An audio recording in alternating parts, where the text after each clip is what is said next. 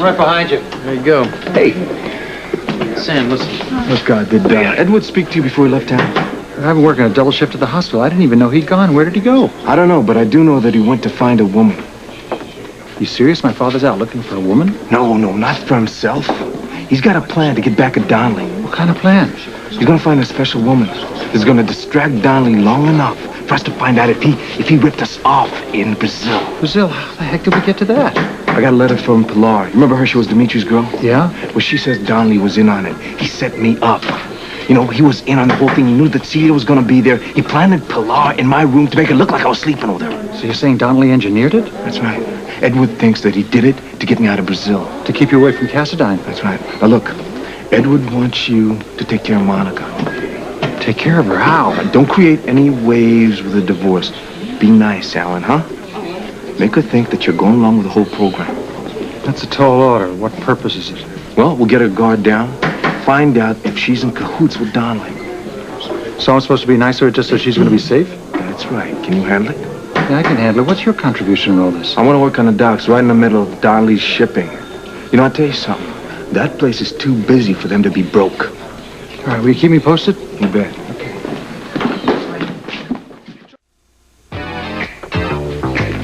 Come in, Dr. Quartermain. Please sit down. Thank you. Hello, Monica. How nice to see you. You're looking exceptionally lovely today. Well, thank you, Ellen. You look rather lovely yourself. Thank you, darling. Well, I'm happy to see we left all our hostilities at home today.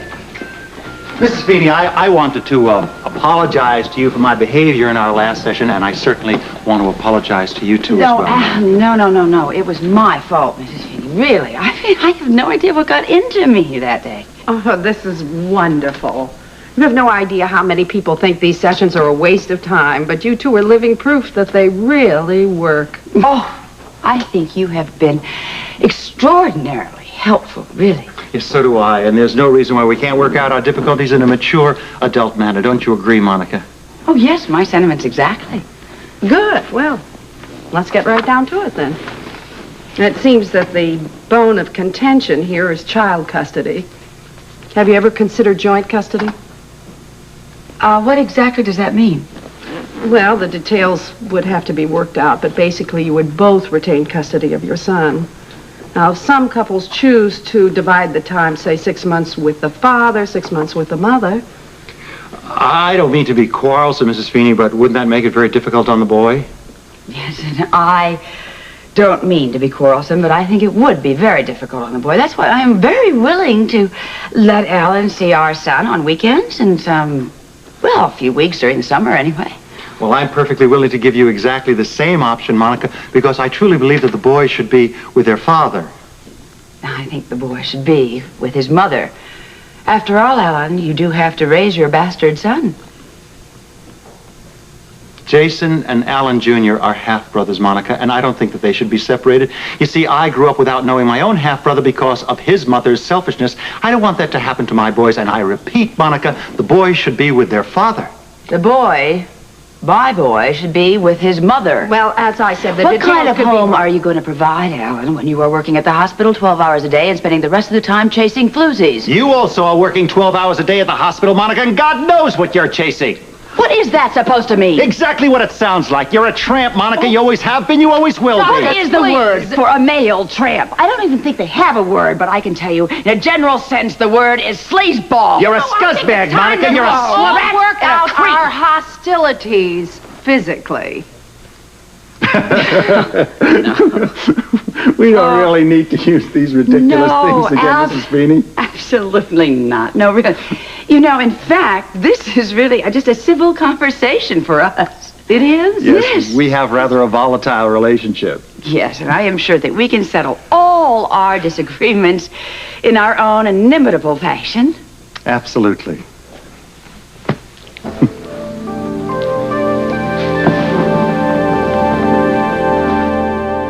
Well, if I remember correctly, this last session went very well. Yes, I thought so. You did? Yes, well, there was an open line of communication, and that's why we're here, isn't it? Well, yeah, we were definitely communicating, that's for sure. Yeah, very nicely, too. I think there's a strong possibility of reconciliation. You're joking. That's out of the question, Mrs. Feeney. The only reason that we're here is to try to find a viable plan for child custody. No, the only reason that I am here is to make sure that I have custody of my son. Alan is here because he's decided to waste some time. We'll see what the judge has to say about that. Well, I'm sure that we can all reach some kind of agreement as long as we discuss things openly and honestly. I'm all for that. Oh, yes, so am I. Well, I'm sure you both want what's best for the children. Absolutely. And I want to make sure I have custody of the son. I can't imagine any judge in this country that would allow Alan to raise his son. I can't imagine any judge in the world who would think you were a fit mother. I'm not worried. You will be when I tell him about the flagrant affair you're having with Donley.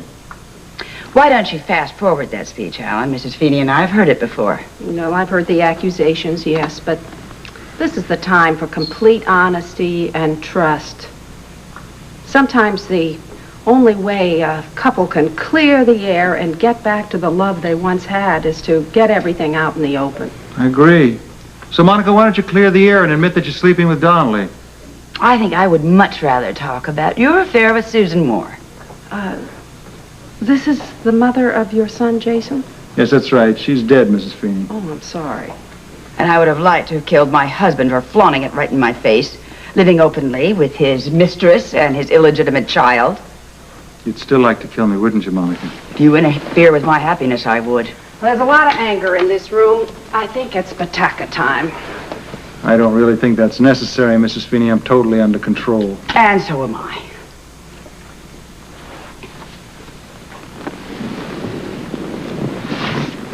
Nice bracelet, Monica. I've never noticed that before.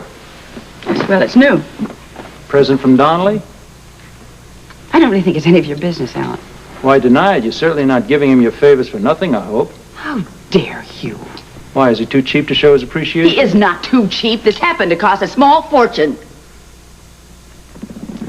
And he did give it to you. Well, so what if he did? It's interesting because a couple of months ago he couldn't even pay his secretary. Now he's got money to buy you diamonds. Now where do you suppose he got the money from, Monica? Well, he happens to be a very astute businessman. Is that what you call it? He's a thief, Monica, and you're so dazzled by his charm you don't even realize that you've been duped. That is a lie, Alan. Is it? Let me tell you something, Monica. I may think a lot of things about you, but what I do not think is that you helped him to steal my family's fortune. Well, of course I didn't. But he did steal it, Monica. That's why he's got enough money to buy you diamonds. Shut up, Alan. Just shut up! Dr. Quartermain, please, perhaps we should talk about this. Do you feel your wife is being deceived by this man? I'd bet my life on it. And until you realize you've been taken for a fool, Monica, I don't have anything else to say to you.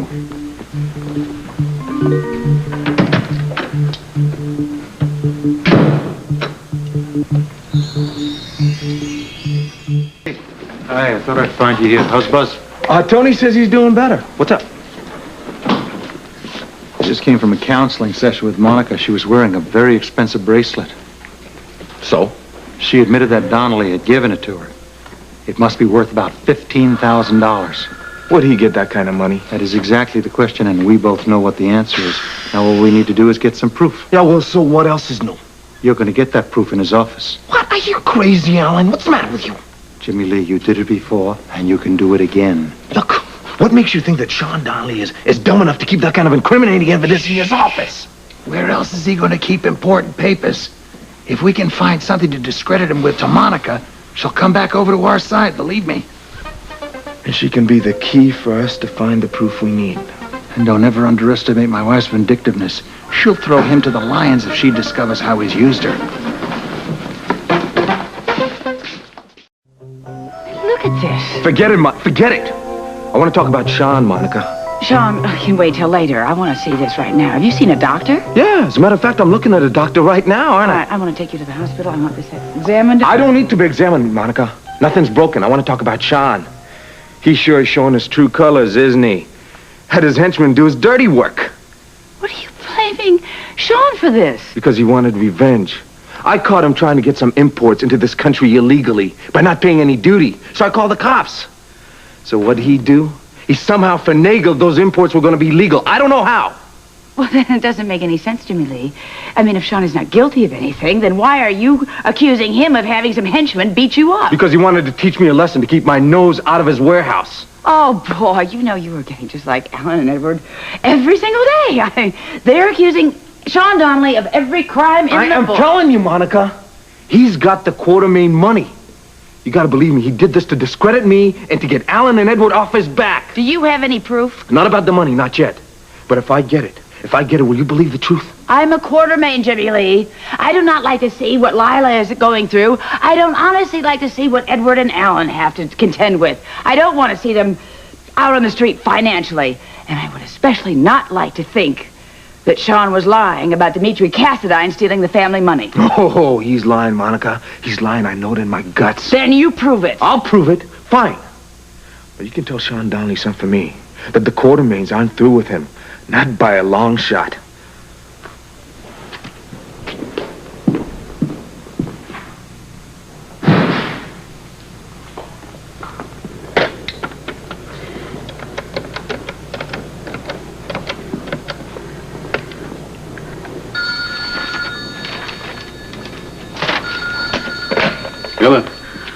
Sean, this is Monica. I have had a rather upsetting confrontation with Jimmy Lee.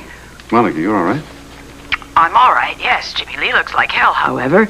He has accused you of having some dock workers beat him up. What? Yeah, he says you did it to get the Quartermains off your back. Look, I don't know anything about any beatings, and I don't know what the hell he is talking about. But if you come down here to my office, I assure you, by the time you get here, I'll have some answers. Pete, this is Dr. Quartermain. Monica, Pete Barnes. Hello. Pete is very active in the dock workers union. This is very embarrassing, Sean. Why? Well, you didn't need to have a witness here. I would take your word for it. On the contrary, Monica, even though I doubt very much there's anything I can say to convince Jimmy Lee that I'm innocent, I still want to get to the bottom of this thing. The explanation is so simple. Well, you know who was responsible for this?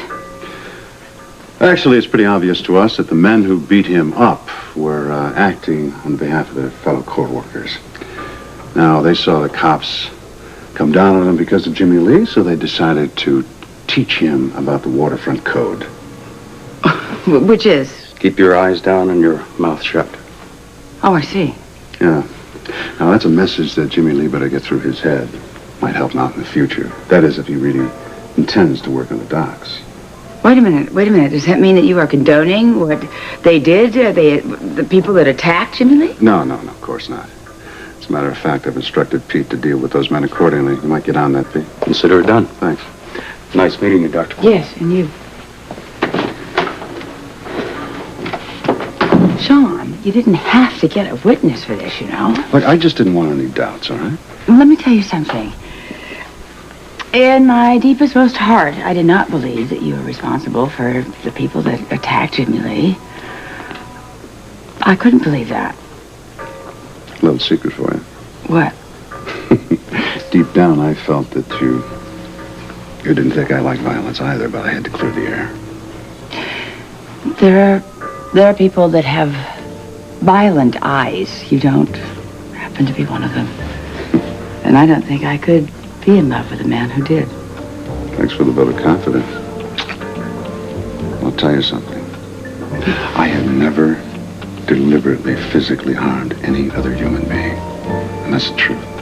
I believe you. It's very important to me that you do. I love you very much.